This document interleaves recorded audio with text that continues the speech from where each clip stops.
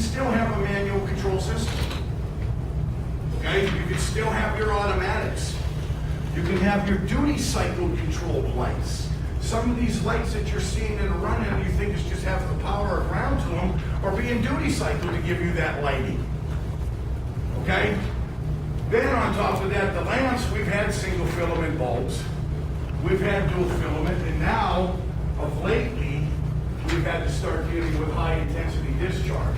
Now, it's not new. BMW's been using it back in 1993. Okay? However, more and more manufacturers are starting to go to this because why?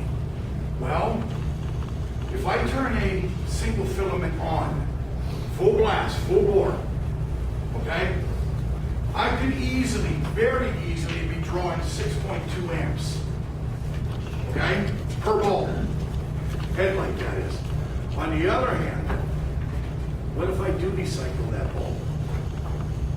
Then at that point in time, it may be drawing more amperage. Usually it'll draw about another amp more. Well, what's that going to solve?